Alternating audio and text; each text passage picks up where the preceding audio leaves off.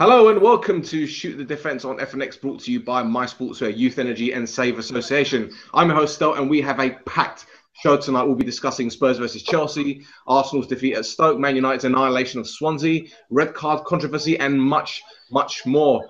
Unfortunately, we won't be discussing the doping, or should I say banned substance story that broke earlier, but once there's more information, we'll touch on it at some point in the future. While we're on the subject of dopes, how you doing? Thanks for that. Yeah. So you like that one, yeah. Started already. Yeah, you good? Yeah, I'm good. Yeah. You've got the hat. I know. You've got the T-shirt. Have you been playing five-a-side or something? No, I haven't. No. Okay. Next week, hopefully. Next week. Wonderful. Right, so this is Jan, as you guys are probably aware by now, and joining us tonight is none other than Mr. Rhodri Giggs. How you doing, Rod? Yeah, all right, fellas. You forgot he's got the hat, he's got the T-shirt, and he's got the pillow today. Ah, yes, he's sitting on the. Yeah, that's what He's got the pillow. Yeah, elevate. Don't look taller, yeah? You didn't say my bum looks big in this. Oh. Great stuff. And our guest tonight is none other than a gentleman that really doesn't need any introduction. He's received more death threats than Sol Campbell recently. It's Lee from Gunnerbang on YouTube. How you doing, buddy? I'm very well, thank you. I've dodged all the bullets. I've survived, and I'm here for the show. I couldn't let you guys down. Thank you very much. You're still alive, like Tupac, apparently, or Elvis, or exactly whoever is. Whatever. Anyway, right. Let's begin the show at Tottenham's temporary home, Wembley, where champions Chelsea silenced their critics the best way possible with a win against their bitter rivals. Marcus Alonso was the hero for the Blues, scoring twice with a Batshuayi on goal sandwich in between. He's one of the most overrated players I've ever seen in my life. And let's not go into that one. A 2-1 win for Conte's men against a Spurs side tipped to challenge for the title has put their opening day defeat to bed with a little teddy bear as well. Rod, mate, let's not beat about the bush. Tactically, Conte got it spot on, as you'd expect. But this was a smash and grab win if I've ever seen one. People say Spurs were more attack-minded, but Chelsea did what they needed to do. Big result for them, isn't it? Yeah, it's a massive result because they're one of the top six. So, they're one of the teams that are going to be competing against. So, the massive result, especially when arguably Tottenham were the better side. So, but saying had a Chelsea team with the manager last week, and it's just absolutely laughable. They won the league last year, so. Yeah, they've got problems long term, but he's still a top manager and they're still the champion, so they're going to be, a decent side. Absolutely. And mate, other than Marcelo, I can't think of a better attacking left back than Alonso at the moment. He's had an incredible 12 months, hasn't he? He's a brilliant footballer, Alonso, for me, especially the way Chelsea play with the wing back. Mm-hmm. He's suited to that incredibly. He's very good defensively, and he's brilliant going forward. I think if he had a little bit more pace about him, he'll probably be the best left back for me, or the best left wing back, wherever way you want to put it. In the world? Why not? Okay. I agree with Marcelo. Marcelo is very good, but if you think about it, Alonso, it was at Sunderland, it was at Bolton, Fiorentina. Hasn't really been at big clubs in his career. I know he started at Real Madrid. But, he came as a kind of, not unknown, but yeah, people knew him. But for what he's done at Chelsea, in a very short space of time, I think it's a wonderful footballer. Well, didn't they say that his dad and his granddad represented Spain? Yeah, he's been uncapped by Spain, hasn't he? Right. Which is, I think they'll call him up soon. Well, yeah, look, they've got Jordi Alba and the fella at Arsenal. I don't know his name. But yeah, anyway. Well, just look, many eyebrows were raised when Chelsea's team sheet was announced. Another untried lineup, including a new three-man central defensive combination, plus David Luiz in midfield with Kante and Bakayoko, who's making his debut. Conte has been praised for getting it right tactically, but like we said last week, there's a strong team spirit at the club, a siege mentality, if you will. Something drummed into their heads, obviously, by Conte. What can you say about that, man? Lee, let's start with you, mate. I love Conte. I think he's a fantastic manager. What he done at Juventus was nothing short of spectacular. And I think that, I've got a lot of Chelsea fans on Twitter. A hell of a lot of Chelsea fans follow me on Twitter, and they're all downbeat about this season. I just don't buy into that. They're going on like they need a whole new squad. And if you actually look at their squad on paper, it's actually up there, and hence why they're champions. I mean, obviously, add into that the fact they have got a top draw manager that gets it. He is a modern day football manager. He gets what it means to the fans. He won't have any players shirk their responsibilities going forward or backwards defensively. I think that I wouldn't say he's the best manager in the league, because I don't think he is, but he's in that elite bracket for me of Premier League managers. But when you actually analyse Chelsea's team, and I just, like I say, I think all the Chelsea fans that are going nuts this season, like, I just don't get it. I'd love to be in their position, mate. I really would. Do you know what I mean? And you know, they've spent £145 million this summer. Obviously, take into account their outs as well, that it's not a great deal that they've spent in comparison to years gone by. But they've still spent 145 million quid. They've added in 3 quality areas, and they're going to be up there. And I've still tipped them to win the title again this season. So, you know, come back and haunt me in May if I'm well off the mark and they don't. Because the way their fans are going on at the minute, or a lot of their fans are going on at the minute, it's like they're going to finish outside the top 4 and they need to spend another 200 million. But I don't get it. Like I said, he is a brilliant manager, mate. He is top class. And like I say, I'd have him at Arsenal all day long. There you go. Rod, is Conte more than just a passion merchant, as some people would call him? No, like Lee said, he's proven that he's been a top manager. What he did at Juventus, and now he's come to England and he's won the Premiership. So, you know, like Lee says, he's one of them. He's not the best, but he's a top elite manager. And, you know, like Lee says, they've got a good squad still, but they've still got rid of 2 key massive players, and John Terry in the change room is a massive person in that change room. So, you know, they'll be there and thereabouts, but I don't see them winning it. Not at all. That's a fair point. What do you think? Because, as I said, they've tried a brand new back 3 that they've never used before. It worked. Yeah. They obviously used David Luiz to protect them. It went down a tree. And let's be 100% honest, as the guy said, they're league champions. Yep. You cannot rule them out at all. No, you can't. For me, what was more impressive was the key players they had missing on front. Cahill, Fabregas suspended, Costa not there, Hazard injured. So the fact that they went there, you know, like Christensen, Rudiger, unproven in the Premiership against, you know, arguably for me the best striker in the Premiership in Harry Kane, to go there and get a result, it just proves tactically he's one of the best managers in the Premiership for me. I think he's up there with Mourinho. He you know, just as good for me personally. He's got the Italian mentality though, hasn't he? You know, let's defend first of all, and then if we can nick goals, we're not going to concede them at the other end, and we're going to get results. And Chelsea proved that last season. And let's face it, let's be honest, the defeat last week, if it wasn't for the red cards, Burnley wouldn't have beaten Chelsea. So they showed resilience as well, Chelsea. They showed bottle. They showed that they play for the manager, they play for the club. You know, it's easy. You know, once you lose the first game of the season and everyone's kind of against you, you know, heads down. But he looks like a man motivator to me. You know, he looks like, you know, he's passionate and he reflects on his players. Yeah. So you can't write Chelsea off. I personally don't think they'll win it, but you can't write Chelsea off. Of course not. I think, to be honest, as I said before, with the whole secret mentality thing, I think those 2 red cards, he's kind of used it, turned it into from a negative into a positive, and used it and said, right, everyone's against us now. We're the league champions. Everyone's on our tail. Everyone wants to beat us this season. Exactly. And listen, if you're a footballer that's won league titles and can't get motivated by the thought of winning it again, then you're in the wrong game. Absolutely. You're in the wrong game. Right. Lee, 2 seasons ago, Spurs drew at home against West Brom, which meant Leicester had one hand on the title. Then in May, a 1-0 loss in Stratford, of all places, ultimately handed Chelsea the league. Now, as an Arsenal fan, I can't expect you to keep praising on Spurs, but what is it about them that they constantly shoot themselves in the foot?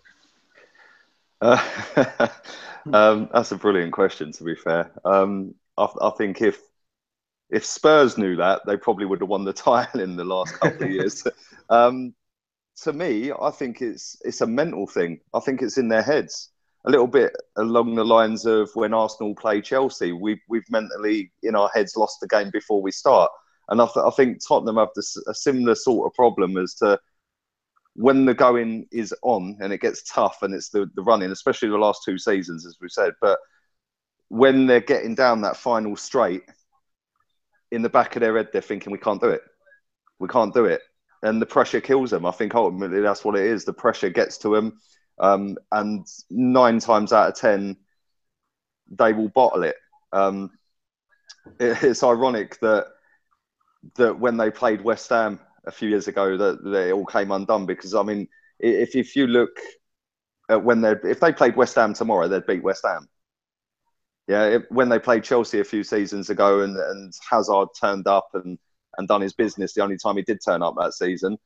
Yeah, you know, we see at the weekend, they're not a million miles apart in difference on players on the pitch and performances.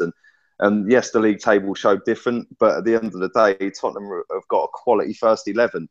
But it's all mental with them. It's all in their head. I mean, at the end of the day, they've got a manager that's never been there and done it. He's never gone the full distance and won a league title. They've got players that have never won a league title in England. So, you know, people underestimate how hard it is to win this league. And, you know, the pressure of being up there all season and then just drifting away. I look here and I see with Tottenham similarities to Arsenal prior to when we beat Hull City in the cup final.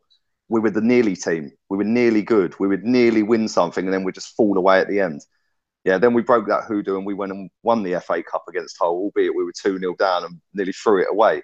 But Tottenham are that team at the minute. They're the nearly team. They're nearly good.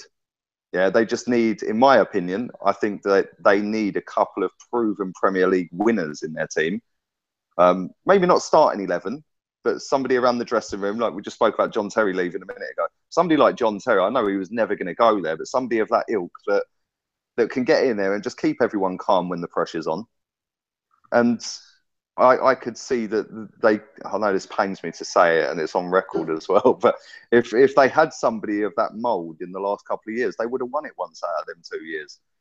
But ultimately, if they don't go on and win it in the next 2 years, I think their team will be ripped apart.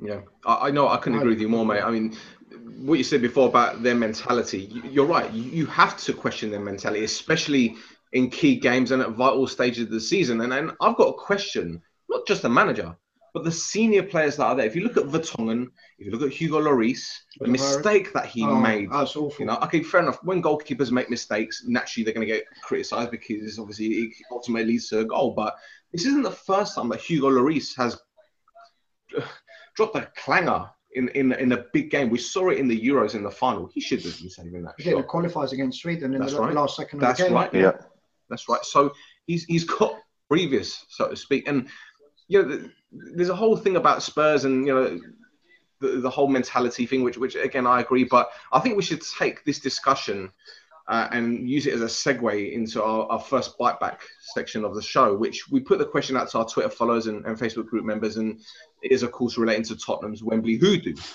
Now we basically asked everyone, is talk about Spurs being unable to play at Wembley premature? Now what do you think?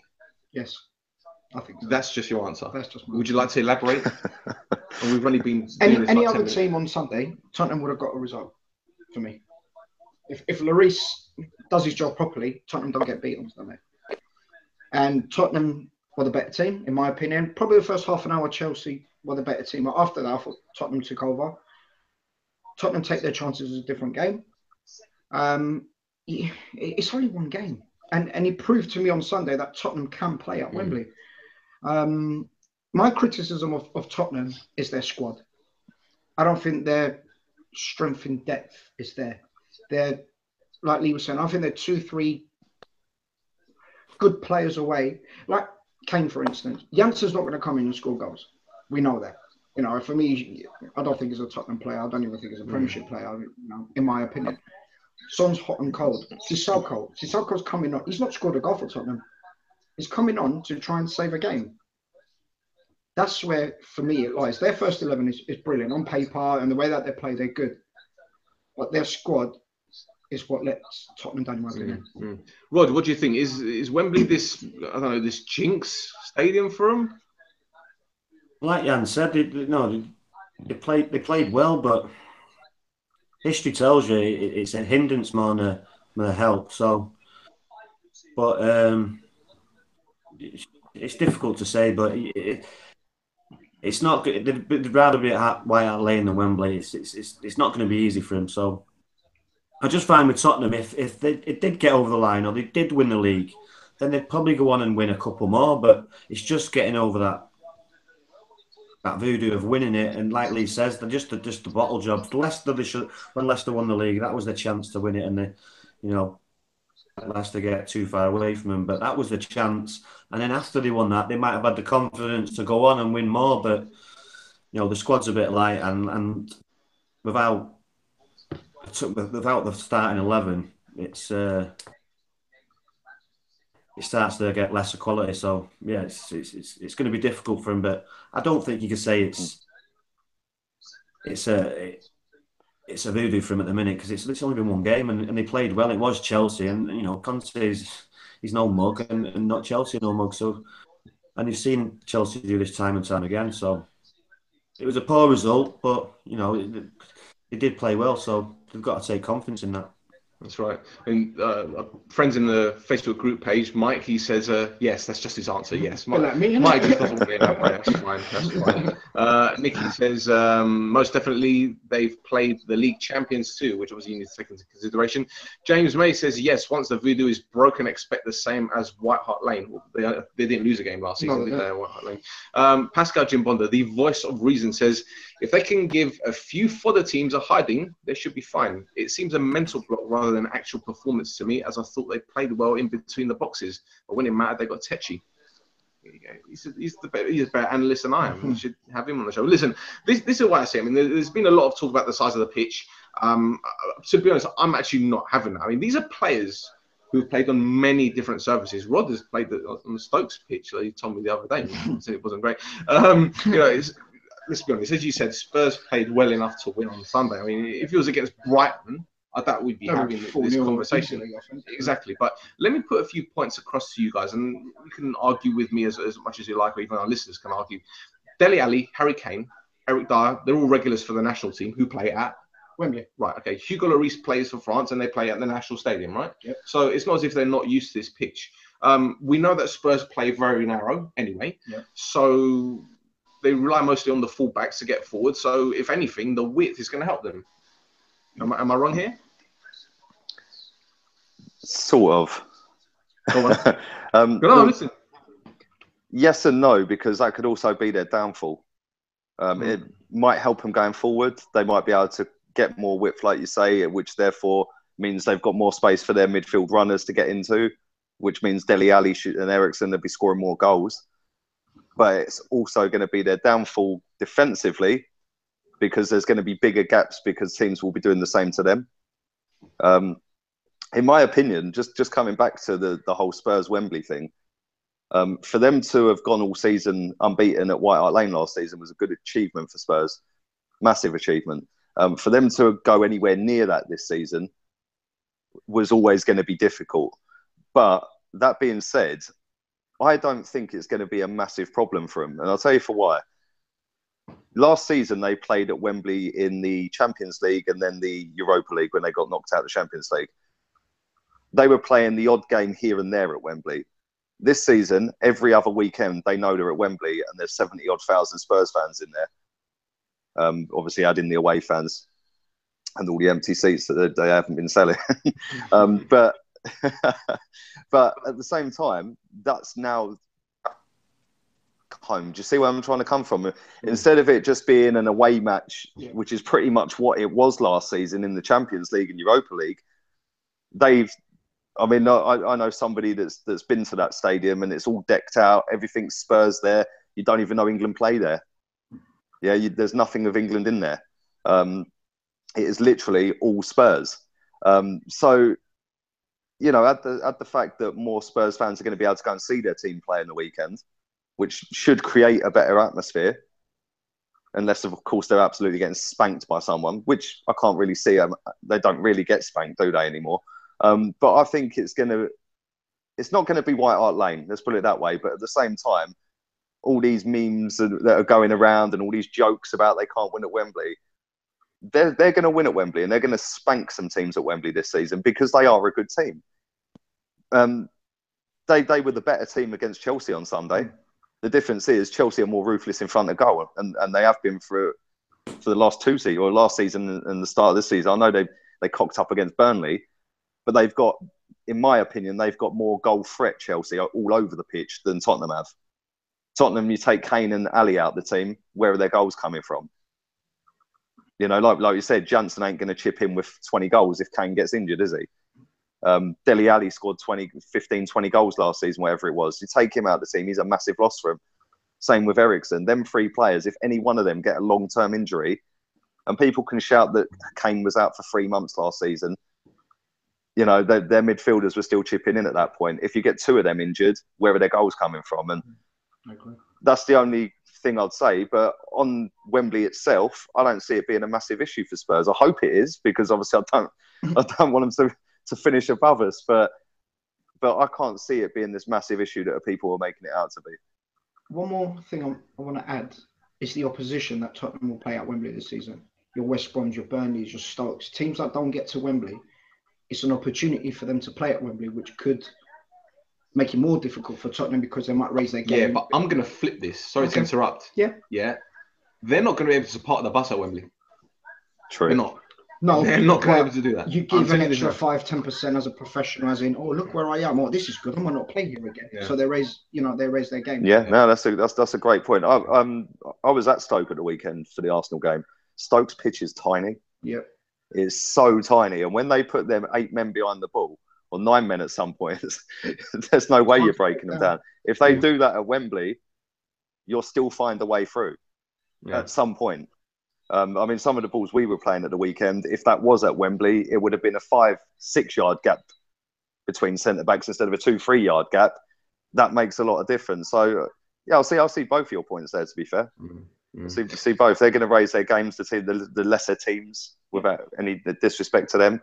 But at the same time, they're not going to be able to park the bus. Absolutely. Well, I'm going to wrap this little section up with just one final thing. White Hart Lane, the dimensions are 100 metres by 67. Wembley is 105 by 69. So not a massive difference. No. But after a 2-1 loss against Newcastle in October 2014, Pochettino said, and I quote, "Our style means we need a bigger place to play because we play a positional game, and it's true that White Hart Lane is a little bit tight." So he's got what he wants now at Wembley, hasn't he? It's a long season, still early. As he said, no lo sé. Right, so, look, if Spurs fans feel aggrieved, then I can't think of a word to describe how the North London brethren are feeling these days. After an exciting opening day win, a 1-0 defeat at a cold, windy Stoke brought Arsenal fans down to earth with a bit of a bump, apart from Lee, because Lee's a realist. Fortunately, our guest has no filter and is quite vociferous about his side's current plight. Lee, the floor is yours, sir. You were at the Stoke game. Can you pinpoint exactly where it went wrong? Starting 11.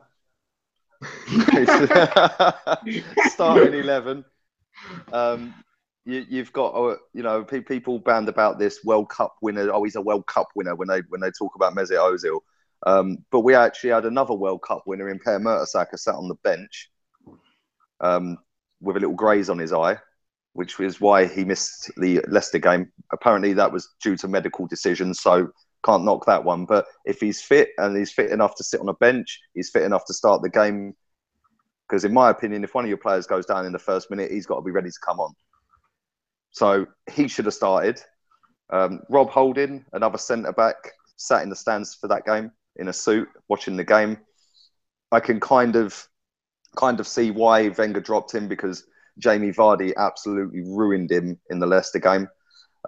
So I can sort of see why he didn't start. But then that brings me on to Callum Chambers. Where is this kid? I don't personally rate him. I don't think he's that good, but he's a natural centre-back. Nacho Monreal and Said Kolasinac aren't centre-backs.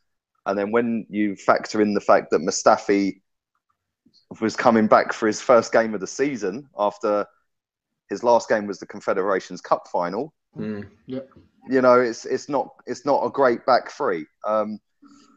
Moving on into midfield, I thought that there wasn't much creativity, and I don't put that down so much to the midfield. I put that down more to the strikers. Stoke parked the bus, as we spoke about. That's what they do against us.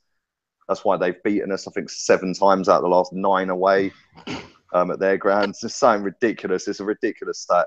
And the one time, ironically, that we beat them, they were on the beach, which was a couple of months ago at the back end of the season. They had nothing else to play for. So, yeah, I mean, I've watched that game closely. I watched our strikers. Lacazette's goal, I'm still not convinced that was offside. But I'm not going to use that as an excuse as to why we lost. We just weren't good enough. We played into Stoke's hands the whole game. Stop, start, stop, start, stop, start. That's what they want. We played Bellerin at left back. Well, he's barely any good at right back, let alone left back. He ain't, mate. I'm sorry, but he's just not good enough for Arsenal Football Club. His pace saves him. He's not very good at defending. He can't cross to save his life, and he's always out of position and then uses his speed to recover. And then everyone goes, "Oh, what a tackle!" Well, it weren't. You were out of position in the first place. They targeted Bellerin so much in that game as well. Butland was aiming his goal kicks straight to Bellerin. Every single time. He'd done it 10 or 11 times in that second half. And I was sitting there going, yeah, look, here's another one. He's aiming straight at Bellerin. You'd think a manager sitting on the bench would have noticed that and maybe gone, do you know what? Let's drag Xhaka over to that side when he's taking goal kicks or something. A little bit of height, a little bit of physicality. But no, we carried on letting them do what they were doing. Danny Welbeck, just, wow, we've been mugged off with him. Like, we have, I'm sorry, but we have been absolutely mugged off with Danny Welbeck. I said it the day we signed him. I don't think he's ever going to be good enough. He's got every attribute to be good. He's strong, he's physical, he can hold the ball up, he can run in behind. Then he gets in the penalty box and it's like, what do I do? Yeah, and you see it again against Stoke. He's tripping over. Even his goal against Leicester, he nearly fell over. I mean, Arsenal are the most frustrating team to watch. And maybe that's because I'm an Arsenal fan that I say that. But I look at them and I think, like, you're so close to being decent. And if you just played right players in their right positions and actually had a game plan, because, I mean, like, we threw Giroud on, for example, in the 65th minute, I think it was. And we didn't put a cross into the box until stoppage time. And it's like, why have you brought this guy on who's notorious for coming off the bench, scoring headers, and you don't put a ball into the box till stoppage time? 92nd minute, I think, was the first time we crossed a ball into him. And it was literally, we're 1-0 down, away to Stoke, and it is literally just Giroud in the box. 94th minute, we've done it again, and he missed a great opportunity, but he was, again, the only man in the box. Wenger's substitutions baffled the life out of me. He takes off Kolasinac, who's a natural left back, and he keeps on a right back still playing at left back. And in my opinion, he done that to say, well, I've played him there now. If I take him off, that makes me look a fool. So I'm not going to do that because I want to prove my point, and I'll keep him on. In my opinion, I was sat there at half time, and at half time I said, bring Mertesacker on. Shift Monreal over to the left centre back, shift Kolasinac to left wing back, yeah, and then take Bellerin off. That's what he should have done, in my opinion. Instead, in the second half, like I say, he took Kolasinac off, and then I see him put up Theo Walcott coming on for our £50 million striker, and it's like, you know you're banging trouble when you're bringing Theo Walcott on to save the day. You know, especially when you've spent 50 million quid on a striker who literally had one chance in that game, scored it. Offside or not is irrelevant. In my opinion, Walcott shouldn't be anywhere near Arsenal Football Club. I could probably list about 15 or 20 players I think that about, mate, to be honest. But we haven't got all night. And yeah, like I say, there's a lot of reasons why we didn't win that game at the weekend. But I'm fearful for this Sunday, because if we go into the Anfield game up at Liverpool with the same starting 11 and the same tactics or lack of tactics and the same lack of movement, we're banging trouble. We are banging trouble. So yeah. Well, Lee, your comments have opened a can of worms on the chat. You got people saying the same old four-letter word I can't use. The old man is a fraud and couldn't motivate a. I can't read these out. We had no discipline. Tactics were dead. Worst signing of the summer was Wenger. He got a pay rise. Depressing as hell. Agreed. Really? Can I add something? Go on. Again? Add. The big decisions went against Arsenal, I thought, as well. Oh yeah, I agree. You know, 100%. could have had a couple of penalties easily. Lacazette's not offside for me. So yes, you can. You know, are we shocked? Are we shocked that Andre Mariner got decisions wrong when he can't even make out who Oxlade-Chamberlain is? He's got a point. No, he's got a point there. He's right. Rod, what do you make of the whole Arsenal debacle? I mean, we've heard your comments about them in the past. Obviously, they haven't changed, but do you agree with Lee? Yeah, totally. They're just not. They're just to us now as a Manchester United fan. They are they're just a non-threat. So, yeah, I agree, mate. As an Arsenal fan, it must drive them mad with all the money they're spending and they're giving the manager 2 more years. You know, it just must be frustrating for him because, like you say, they've got Walcott, they've got Ramsey, they've got so many Ozil, there's so many weak players that are just get run over season after season. They're just weak-minded, especially Ozil. He would drive me crazy. Oh, mate, don't get me started on him. Please, get started on this. Will be good. I just think we need the views. Don't you think? I just think Arsenal have become a laughingstock over the years. I was like, you know, they'll play pretty football and then come January, February, the wheels come off. It's like we all know it. The thing is, we don't even play pretty football anymore. That's a myth now. Them days of pretty football were dead from 2008 onwards, mate. Yeah, we'll have the odd couple of games where we blitz teams, and we don't even blitz teams anymore. But since 2008, you know, when we should have won the league that season, we should have won it that season and bottled it. But you know, we have in a way become a laughingstock because everyone else in world football can see what Arsenal need, apart from the one man who's in charge of buying what we need, and it is just so frustrating. I mean, I was talking to a friend of mine earlier, and he was saying to me, he actually sent me the starting 11 of the Invincibles. Then he sent me, this is exactly what he did. He then sent me Man United starting 11 against Swansea at the weekend. And he said, what's the comparison?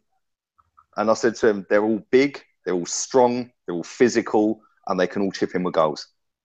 Yeah, I said, that's exactly what we had when we were invincible. Then he sent me the starting 11 for Arsenal Stoke at the weekend. He goes, now tell me the difference. It's there. We've shied away from... This league's the most physical league in the world. So why do Arsenal persist with midgets and with less physical players? You know, the teams that win the league are the most physical. They're the ones that score the most goals. They're normally the ones that concede the less goals. And we haven't got any of that. You know, we concede a lot of goals. We don't score the most goals and we're not physical. So it's no coincidence to me or no surprise to me that we don't challenge for a title, because the key ingredients on winning a title, we ain't got any of them. I agree. You seem to have a lot of players as well that spend 2 or 3 months a season on the injury table, treatment table. Well, that's the thing. Walcott's constantly injured. Welbeck's constantly injured. Yeah, Wilshere. Yeah, I mean that's the thing as well. I mean, we've got a lot of players in this squad that, in my opinion, shouldn't even be at our club. I mean, every fan says that about their own team and their own players. They'll have a handful, maybe. For me, it's over half of our squad. You know, would Theo Walcott walk into another top 4 team or a top 6 team? I don't think he would. Aaron Ramsey's a different scenario. Aaron Ramsey, for me, is not as bad as everyone makes him out to be, but at the same time, he's not being. He hasn't done anything in the last couple of seasons to be starting in that team, regardless of performances. But Lee, is it a bit unfair to heap it on Ramsey? Because I see it on Twitter, so many people blasting the guy. But let's be 100% honest. I know that he had that one decent season, but he isn't the biggest worry, is he? Isn't the biggest concern? No, of course, you're looking at that squad, as you said. You've got left backs playing at central defence. I mean, to be honest, Ramsey is you might say he's been consistently bad, but he's actually been the most consistent player you've had over the past 4 seasons. In my opinion, right, people are going to slate me in the chat for this, but this is how I see it, right? In 10, 15, 20 years' time, when we all look back at Arsenal and look at the great FA Cup runs we've had, Aaron Ramsey will be remembered as an Arsenal legend. Yeah. Now that chat's about to explode, but it's true. He scored 2 winning goals in FA Cup finals. Yeah, and one of them was against Chelsea, who won 30 games in the league last season. Yeah, they were no mugs last season, and he scored the winning goal in that cup final. Yeah, so when you look back at it in another generation down the road, Aaron Ramsey is essentially an Arsenal legend. The reality of it is, he's not good enough, especially playing the role he's playing. But this is a massive issue with Arsene Wenger, and has been for many years, that he will play players out of position and persist playing them out of position to prove his point. In my opinion, Aaron Ramsey's a number 10. And if you played him at number 10, in my opinion, again, I think he'd do better than Mesut Ozil. And people will throw pie charts at you and throw assist stats and created chances stats at you. I think Ramsey would produce more, because I think he'd score more than Ozil does playing in that position. Yeah, he scores a decent return of goals now, and he plays deeper. But like you said, there is a lot of Arsenal players, mate. Seriously, this could go on for 3 hours of me chatting about players that could leave, seriously. Well, look, you mentioned winning the league earlier, and we put a question out to our listeners again, because we never really do 2 bitebacks, and we basically asked, which positions do you think Arsenal need to strengthen to mount the title challenge? And people laughed. They say at Capital Guna says the managerial position would be a good start. Expat Guna says the board of directors. Thoughts of a quick, destructive technical midfielder, a vocal, antagonising, intelligent centre back. Don Moretti says centre back, defensive midfielder, right wing, which we won't get because Arsene Wenger still's got 2. So everyone's blaming the board and Wenger. So I guess the moral of the story is you have to wait another 2 years to do anything decent. Well, in 2 years' time, there'll be who's available again, and he'll sign another one. Fair enough. You'll be too far behind. I think that's the main worry, Lee. You guys being too far behind in 2 years' time. Exactly. Well, see, that's what I look at it now, and I see that, yes, Everton have gone out and spent a lot of money, but they got a lot of money for Lukaku. But they've got an ambitious owner there now. Funny enough, he was at Arsenal. He was a shareholder at Arsenal. Yeah, he's now gone into Everton, and he's going, do you know what? I don't want us to be 7th or 8th or 9th. I actually want to break into that top bracket, and he's trying to do what's required. They've got a brilliant manager, mate. I could sit and talk about Koeman for days. I think he is a top draw manager. I would have taken him at Arsenal all day long over Arsene Wenger, and I still would now. Everton are going to be up there in the next couple of seasons. Yes, they've bought Wayne Rooney, or been given him, however the deal worked. I'm not too sure on that. Whether you're funding his wages or not, I'm not sure. But let's have it right. Wayne Rooney's got a point to prove. So Wayne Rooney's going to have a very good season this season. And if we don't fix our ideas up at Arsenal, they're going to be on our tails. So, if we don't do what's required in the next week or so in the transfer window, I can see us slipping even further down than last season. And that's worrying, man. It's sad. It's heartbreaking to see it. But Lee, where do you see Arsenal finishing this season? Realistically. As it stands right now, 5th, 6th. I'll tip. I hope you didn't put money on it. No, I'm not that stupid. Oh, crikey. Well, let's move on. And Manchester United, you don't want to talk about them, do you, Lee? They were on to another 4-0 win, while Man Utd were held at home by Everton. Wayne Rooney netting his 200th Premier League goal, and again, that saw Kyle Walker and Morgan Schneiderlin sent off. Another one of my favourite players. Right, yeah. Mate, KG first half from United, but they blitzed Swansea in the last 10 minutes. Yep. Pogba and Matic got a lot of credit, but Mkhitaryan chipped in with 2 more assists, adding to the 2 he got against West Ham. What do you make of the Armenian? I'm a massive fan of it. I think he's a... Oh, you're a massive fan of everything Armenian? including the Kardashians? No, Okay, that's all right then. just Mkhitaryan. We're still friends. I think for a play wide left, wide right, a number 10, and do the job that he does, I think he could chip in with a lot more goals. But don't forget, it was his first season last year. He had a lot of problems, well documented, with Mourinho and the start that he had. But Mourinho seemed to have got the best out of him. The last, probably 6 months, he was good at United. He started really well, 4 assists in the last 2 games. Like I said, I still think he can improve on his goals tally. But he's confident. He's one of them, proper elegant players. He's good left foot, right foot, can shoot, he can score, he can create. And everything United seem to do well in the attacking third goes through Mkhitaryan. I can't see Mkhitaryan and Mata playing together in the same team. I don't think it quite works for them to work in the same team or play together. But the fact that he's got that freedom to play in the number 10 row, he can go and float as such. I'm a massive fan. As for United, it wasn't as routine as the scoreline made out for me. It was, like you said, it was cagey. I don't think it was United's greatest performance. They didn't create a lot of chances. That was a West Ham game, let's be honest. No, I thought the West Ham game United but we didn't blitz them. No, we didn't blitz them. That wasn't a 4-0 But it was dynamic, it was quick, it was strong. Yeah. It wasn't like that. It was very cagey, it was very slow. The build-up was very slow. Lukaku, as documented, only had like 25 touches of the ball, which proves that the ball wasn't up there as much for him to hold it up. It's only until United got the second goal that the game, was beyond Swansea. I thought they were really shocking, Swansea, as well. I don't know if we're going to touch on Swansea. But let's be fair on them. They were without Llorente. They had 2 strikers that they've never played together. Yeah. It was a new system. I think that is okay. Swansea, they're going to be battling relegation this season. But what do you expect from them?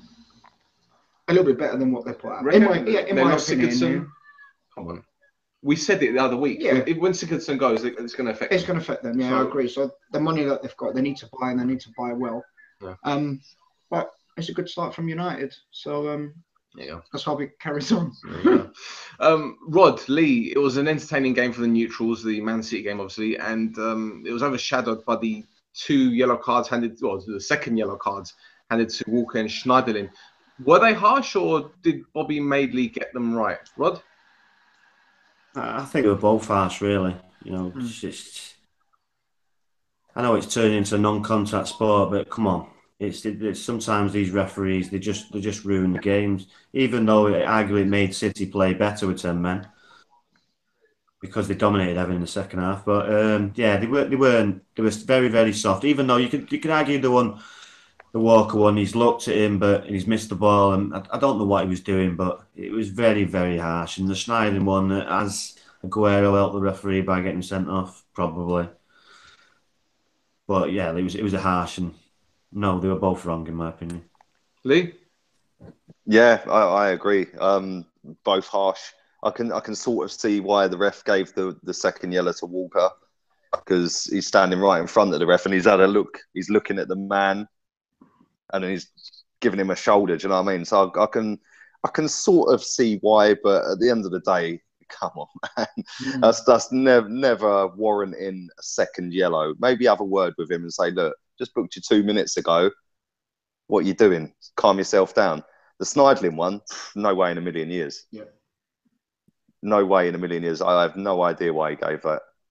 Yeah, Aguero's got him sent off. Yeah, see, the thing is, with the Walker one, I can kind of see where the referee... In fact, I can kind of see why the referee gave both, because if you look at the angle the referee was looking at the Walker one, you like I said, watch it again, you see the angle that he's at. And Walker, if you look at Walker's right arm, even though you don't see the whole of it, you see a little bit of a nudge, or a little bit of motion. He probably thinks it's an elbow. And he probably thinks he's had a dig in his stomach, right? And the way the kid went down, that's another one. Schneiderlin was naivety to me. Yeah. You're on a booking. Exactly, the way that he went through him, he won the ball. Don't get me wrong, he won the ball, and for me, that's a good challenge. Yeah, I agree. But again, the angle the referee's on, like you said, you can see why he gave it. And it's sort of like, remember last week the whole Cahill thing where they said, that it has to be brutality to be a red card. I mean, if you're looking at it in real time, it actually looks worse than what it is. Yeah. So I can see, but then again, no, you guys are right. I agree. The silly yellow cards to dish out. Anyway, right, while Bobby Madeley's decisions have been put under the microscope, his colleague Lee Mason got his spot on at St Mary's, brandishing a red card to Marko Arnautovic for an elbow. Now, Southampton's 3-2 win over the Irons heaped more pressure on Slaven Bilic. Sky Bet have him down as 7-2 as the first manager to leave. Frank de Boer is 2-1, while Benitez is 3-1. Gents, de Boer, Bilic, Benitez. Who will be sacked? Who will walk? And who will stay the full season? Rod?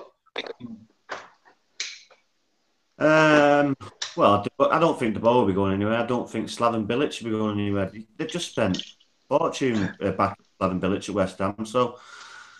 And they've got a couple of 2 or 3 players out, key players. So it's always a big miss when they miss Andy Carroll. So Benitez, he's probably the one that I could probably see going with Newcastle because it's with Mike Ashley coming out and saying what he's.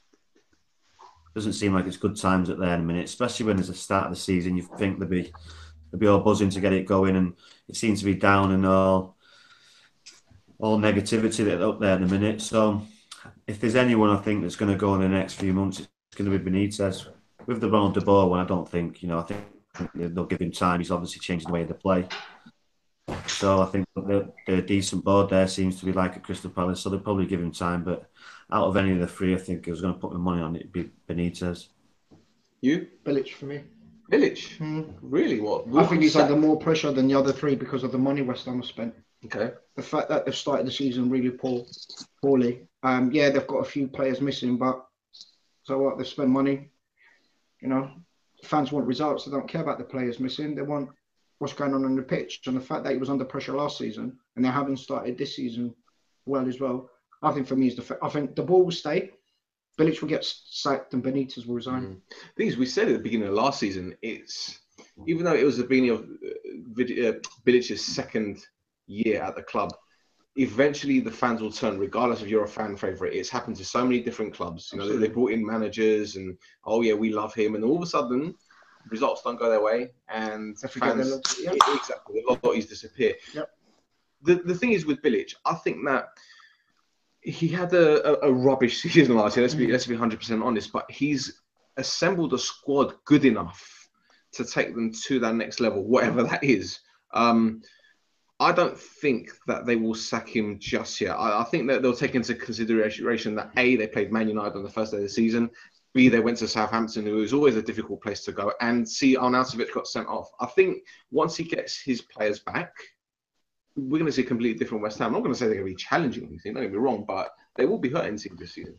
I think you have to put in the mix as well that they don't play a home game now till 1 September. So all the games that they're playing away are away games. So that's got to be difficult in itself. So he's going to have a tough start, but anyone could get beat at West Ham. And was it a penalty? Was it? I seem to think it was a penalty because he seemed to nudge him in the back. So, but it arguably could not have been a penalty. So I think Lanzini's a big miss for West Ham. Yeah. He's a good little player, Lanzini. He makes him tick, and Carroll, as can hold them. But maybe Chicharito and Carroll will be a good partnership. I'd like to see the stats of how many chances he creates. Lanzini, because he's a fantastic little footballer. Goes under the radar, doesn't he? Yeah. Lee, what do you reckon? Who's going to stay? Who's going to go? Who's going to walk? I think De Boer will stay all season. I think they're going to struggle, but I can't see him sacking him. I think he'll see out the whole season. I think that Bilic will get sacked. We've seen West Ham sack managers before that have been doing a lot better than him. So, yeah, and he has spent a few quid as well. And Arnautovic is an idiot for what he done at the weekend. And he's their record signing, am I right in saying that? He's their record. That's right. Yeah. That's right. And then he goes and gets himself sent off. So he ain't worth the money anyway. He turns up once every 10 games. He's good when he turns up. Don't get me wrong, he's fantastic when he turns up. He always turns up against Man United and Arsenal and teams like that. Yeah. But he never turns up when you need him to turn up. He always does stupid things like getting sent off. So and I think Rafa Benitez is angling his way out of Newcastle. The board ain't giving him any money or not enough money. Yeah, he's gone and signed some lad from the Championship for 15 million quid or whatever it is. But I look at Newcastle and I just see a really good Championship team. I don't see anything in their team that makes me think that they've got anything to stay up. And Benitez ain't stupid. He's managed some of the biggest clubs in the world. So he knows what they need. The fact that there's 9 days left and he's still miles away from getting any of that, I think that he done an interview the other day, I think, sort of talking about it, and I want to get this, and it's I'm trying, but the board and this and that. He is angling for a way out of there without looking like the villain, so that when he leaves, he can say, "Well, I gave him all the opportunity to give me the money. My hands were tied. I was promised money when I got to the Premier League. That didn't come through." And he walks away a hero because he got him promoted. And Mike Ashley again is the villain. So I think he's playing a clever game there. He chose his words very wisely, didn't he? Right. Yeah, very wisely. In other news, not to be outdone by his record-breaking club, Sergio Ramos equalled the record of red cards in La Liga, earning number 18 in Real's 3-0 demolition of Deportivo. Lee, Wenger loves a player who sees red, Xhaka being one. What would the player like Sergio Ramos bring to this current Arsenal squad? Well, he'd be the best centre-back at the club for a start.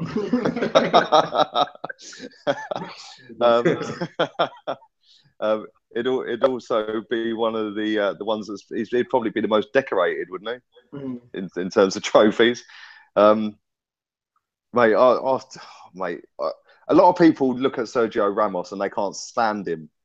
Yeah, I look at somebody like him and I just think, do you know what? I'd love to see you in the Premier League. Yeah, I'd love you at Arsenal. And can you imagine having him and Pepe together? they're just that is what you need. I mean, there are red cards waiting to happen, especially Ramos.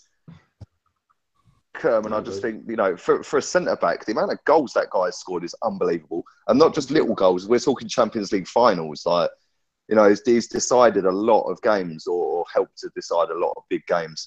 But yeah, definitely. I'd love somebody of that mould at Arsenal. Somebody that you could imagine him in the dressing room grabbing hold of some of Arsenal's players and pinning them up against the wall and that. Like, why did you duck out of that challenge? Why did you Arsenal needs some of that. You said about Granit Xhaka a minute ago. If you look at the red cards he's had, I think they're quite harsh. I think they're quite harsh. The one where he got sent off against, I think it was Swansea or Stoke. It might have been Stoke, actually. I can't remember. But he sort of clipped the player as they were away. It was Swansea. He clipped the player as they were away on a 3-on-1. On the halfway line, he clipped him. Just a little, you ain't getting away. Just a tactical yellow. Straight red. Well, that's never a straight red card, is it? So, Arsenal have got a little bit of that in midfield. But defensively, we are so weak. Obviously, we've just signed this lad, Kolasinac. If we had a massive, big, physical monster stood next to him, then that'd help us massively. And somebody like Ramos would fit the bill, but he ain't ever leaving Real Madrid for us, that's for sure. There you go. Rod, Neymar put in another superb performance for Paris Saint-Germain in their 6-2 win over Toulouse. I hate that name. But had a few things to say about the Barcelona board. And I quote, "I'm very sad with the board at Barcelona. They're not people who should be there. Barca deserve much better and everybody knows it." UEFA Lona. Right, granted, the signings haven't been great, but Messi's contract situation is unresolved and the La Masia conveyor belt isn't what it once used to be. Is Neymar's criticism fair, mate?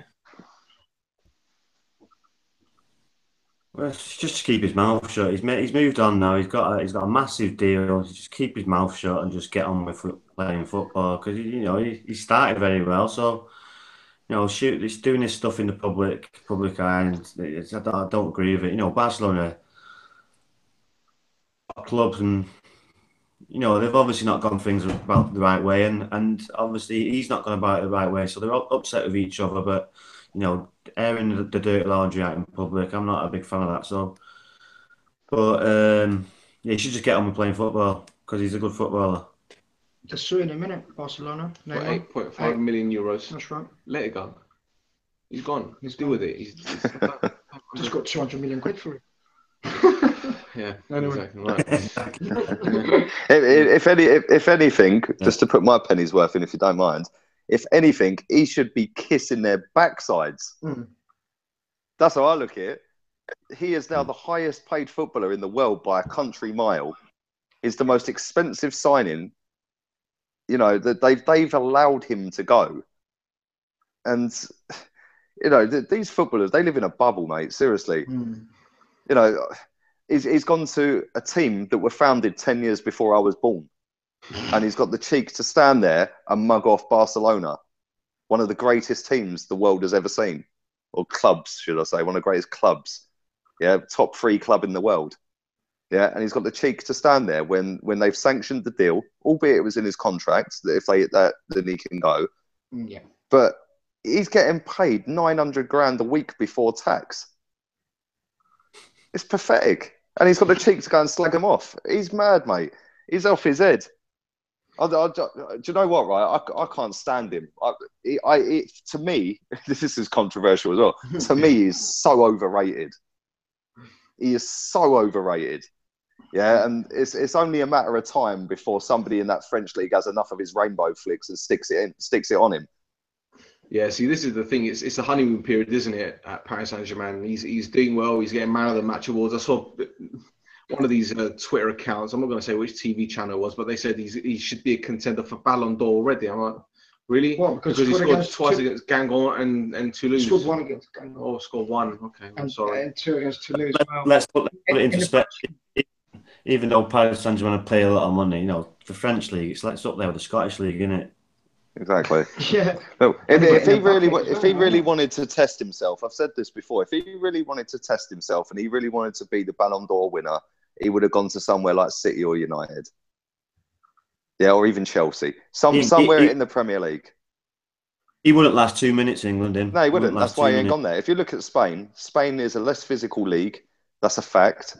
It's a slower league. It's more technical. He can stand there and do his little flicks and tricks in Spain. And it also helps that he's got Messi and Suarez playing with him. What he's then done is decided, I want to go. I want to get out of Messi's shadow, whatever the reason may be. Yeah, he's mad, in my opinion, to even leave that club. But he's then gone to a league where he knows he's going to win Player of the Season. Yeah, it's no test. It's he's going to look world class every week playing against a bunch of useless idiots. That are not on. There's probably a handful, maybe 2 handfuls of players in that league that are any good. Yeah, let's be honest. Paris Saint-Germain and Monaco. So yeah. Exactly. So he's not testing himself. And I see the little clips where he's rainbow flicking over defenders' heads. And I said to my friend when I see that, I said, do you remember the World Cup back in Brazil where that centre-back went straight through the back of him and nearly broke his back? Mm-hmm. That will happen to him. Yeah, I hope it don't, because you don't want to wish that on a player. Yeah, but somebody is going to have enough of him taking the mick at some point, and they're going to seriously hurt him. Yeah, and right or wrong, well, it's not right at all, is it? But at the end of the day, to come out with shit that he's talking is just, it's wrong. Just keep your mouth shut. You've got off to a good start, as Rhodri said. You scored 3 goals, couple of assists, whatever it is, in your first 2 games. Yeah, you're already touted the best player in that country because you are.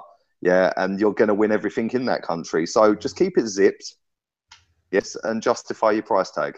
Yeah. I think it all boils down to ego with him. He was dubbed as the next Pele because he came from Santos and then he went to Barcelona and won the treble. And when you've got Suarez and Messi, then let's be honest, no one's going to dethrone Messi. Messi's he's going to abdicate when he's ready. Do you know what I mean? And I don't think Neymar wanted to wait. The money came along with Paris Saint-Germain. He's obviously got that big thing with Brazil. I think you can only buy, like Pat Nevin said the other week, you can buy a Brazil shirt in Brazil, but you can only get Neymar on the back. Yep. So he's got that monopoly, so to speak. So again, it's all bravado. It's all an ego. And yeah, you guys are right. He goes to Liga and he absolutely rips it to pieces. But what happens in the Champions League? Because the way I see it is that when you're playing against, I wouldn't say mediocre, but above average quality, and then you step up against the big boys, you get found out. Yeah. And yeah, fair enough, he did relatively well last season for Barcelona. There's that comeback against PSG, but against Juventus, when there's a defense-minded team, they're organised. Where was he? Yeah, over 2 days. Where was he? Exactly, and that's the thing. Like, you've just hit the nail on the head when you say Champions League. Yes, it is a massive step up to what he's playing in now. Right, and we've seen that with PSG. There's a reason PSG haven't got to a Champions League final and won it.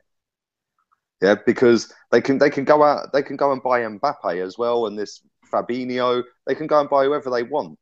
At the end of the day, they'll look fantastic in the French league. The next level, or a massive step up in level in class, is the Champions League. And even if you're Barcelona with Messi and Suarez and Neymar, you can't beat Juventus. So what makes anyone think PSG are going to beat them? You know, and not so much Juventus, but better teams. I'd still put money on Barcelona smashing PSG to pieces if they got each other. Well, things put it this way: you look at their team. You've got Verratti, you've got Cavani, you've got Di Maria, Rabiot. Yeah, and the right winger, the Brazilian one, Lucas Moura. Lucas Moura. He's going to Monaco on the deal with Mbappe. So here you go. Yeah. And then they're talking about all these great players, and then one of their best central midfielders, Matuidi, has gone to Juventus. That's right. So it's just for a bargain fee as well. Yeah. There you go. And they still play Thiago Motta in there as well. Right. Well, look, speaking of Juventus, themselves, Napoli, and both Milanese. That's the bloody pasta with the chicken, isn't it? Milanese clubs each bagged 3 goals over the weekend. Will this be the most exciting Serie A season in a long time? I think so. Yeah, I think so. I think the Italian league's been good for the last 2 years, to be honest. I think it's been more entertaining. Good to watch. We all know about AC Milan and the players that they're buying. So, they're after Marchisio as well from Juventus. So if they manage to get him as well, cracking player. They've got Bonucci and they're building something there in Milan slowly. I fancy Milan this year for some reason. I don't know if they're ready yet or not. I don't know. I'm going for Milan this year. AC Milan. They're signing the fella from Fiorentina as well, aren't they? Bernardeschi. Yeah, Bernardeschi? the striker. He's with K. Kalinic. There you go. See? I do my research sometimes. Good man. There you go. So, hey, right. Listen, gents, on a final note, in terms of our news, Lucas Podolski is considering legal action against a right-wing website, Breitbart, who posted an image of him on a jet ski with a headline, Spanish police crack gang moving migrants on jet skis. The post has since been pulled from the site and a grovelling apology has been issued to Podolski. So, let me get this straight. He's gone from winning the World Cup with Germany to playing for Galatasaray to being a social media hero, being a rapper, and he's been accused of being a migrant smuggler on a jet ski. I feel sorry for the guy. He's playing in J1 league at the moment. He's living a happy life, eating sushi. I don't know, but he's on a jet ski and being accused of. Anyway, right, gents, let's do one more thing before we go, and it's a quiz because Rhodri loves quizzes, don't you? Right, I have picked 3 games from the 2009-2010 season. Okay, they are corresponding fixtures of 3 games from this weekend. So there's Man City versus Everton, there's Stoke versus Arsenal, and there's Spurs versus Chelsea. Yeah, so I'm gonna say Stoke versus Arsenal. They played each other on the 27th of February. Does anyone hazard a guess what the score was? And the goal scorers. What year? It was season 2009-2010, but it was actually 27th of February 2010. Blimey, you're testing me now. 2-1 Stoke. 2-1 Stoke, you're saying? I'd say 2-1 Stoke, yeah. Rod? 1-0 Stoke. 1-0 Stoke. Okay, I'll get back to you guys in a bit for that one. Right, the next game is... So I'll change that. 3-1 Stoke. 3-1 Stoke. Okay, cool. Right, the next game is 17th of April 2010. Spurs played Chelsea at White Hart Lane. Obviously not Wembley. 2010. Anyone want to guess? 2 Chelsea. With his thinking cap on, or thinking hat, thinking woolly hat. I'll go Chelsea. 4-1 Chelsea. 4-1 Chelsea. Rod? 4-2 Chelsea. Was that the 4-4? Is that your answer? You're asking me? No, I'm asking you. I'm going to go 4-4. 4-4. Okay, right. Next game is Man City 0, Everton 2. Oh, why did I even give you guys the answer? Who scored in that game? Man City 0, Everton 2. In 2009, yeah, 2010. There you go. I even gave you the score. Give me the scorers then. What was the score? 2-0 Everton at the Etihad or the Etihad. In 2010. Yeah, it was 2-0 Everton. Fellaini. Go on. Fellaini, did he score? No. Leon Osman. No. You want to guess? trying to think. Was he a striker? Mikel Arteta. No, he was probably. Arteta's Arteta. one. There you go. So it's a 1 point for Lee. Come on. Leighton Baines. No. Okay. I'm going to give you the results of the other games. Yeah, and I want you to guess the scorers. At least that might make it a bit more interesting. Yeah. Okay. 27th of February 2010. Stoke 1, Arsenal 3. Oh wow! It must have been the last time we beat him there before last season. Could be. I think you're right, actually. Phil Walker. No, Walker. No. Arshavin. No. Thierry Henry. Bettner. Bender's one, yeah. Shout. I should know this, shouldn't I? This is embarrassing. Fabregas. Yes, Fabregas is one, yeah. Corn. Oh, a hat trick, yeah. So you got Rosicky. 2. No. Rod, guess the Stoke one. Oh. Give me a clue. Stoke. Is it centre forward, midfielder? I'm pretty sure he was a midfielder. He used to play for United back in the day. I think it was in the youth academy. Had a stint at Leeds as well, if I'm not mistaken. Was that? Played for Leeds as well. I think he played for Leeds as well. I think he had the spell at Leeds. I think. Oh. Danny Pugh. There you go, Danny Pugh. Great guess. I wasn't a guess. Right, you can stop playing now. I'm out. You can stop playing now. No. Right. Do you want to guess? Shall I have one more guess for the Arsenal's goal scorer? I'm just trying to think of players that could have possibly been playing. Johan Giroud. He was a defender. Johan Giroud. Vermaelen. No. Vermaelen, yeah, there you go. Vermaelen. Right, okay, I'll give you the Spurs-Chelsea one. It was 2-1 to Spurs. Who scored for Spurs? Don't say anything because you've got your hat-trick. Shut up. 2-1 to Spurs, you said? Yeah. Wow, we'll bang off with that, wouldn't we? Jesus. Okay. Robbie Keane. No. Come on, Rod. Jermaine Defoe. Yes. Gareth Bale. Yes. He's pulled level with Lee. Who's going to get the Chelsea goal? The Chelsea goal, 2010. Drogba. No. Lampard. Who said Lampard first? I'm out of this. Well, it was Lampard. I'm going to give it to both of you. So you've all got 3 each. There you go. See, everyone's a winner. This isn't the United States. You're not going to get medals for losing, but there you go. I didn't participate. You didn't participate because I banned you. Fair enough. Because you got Danny Pugh. I don't know how you're ill. He was looking over your shoulder. That's what it was. He actually took me on an angle. I did on a bloody angle. Well, guys, look, thank you very much for your time. Thank you for everyone contributing in the live chat. Thank you to you and for sitting on the pillow. Thank you. Making me taller. Yeah, there you go. Rod, do you want to give everyone your Twitter handle? Yeah, it's Rod James Giggs. Excellent. Lee, I'd ask for you to give yours, but everyone's tuned in for you, so obviously know who you are. But do it anyway. Lee Gunner 82. And you have a YouTube channel as well, yeah? Yeah, all one word, Gunnerbang. Gunner Excellent. as in Arsenal Gunners. Excellent. And you? Yannick J. Excellent. Wonderful. See, I'm not going to ask you to spell it. Right, we have a Facebook group page. We have a Facebook like page, so do whatever you want with those ones. And we also have a Twitter page at Shoot the Defence. And that is pretty much it for this week. Thank you guys again for your time. Thanks to all our sponsors, Sofa Sports News, Save Association, My Sportswear, Youth Energy, Biteback, Lucky 7 Management. We have loads of partners and they're all great and lovely and fluffy and wonderful. So we'll be back this time next week. Take care. Thanks again, mate. Appreciate it.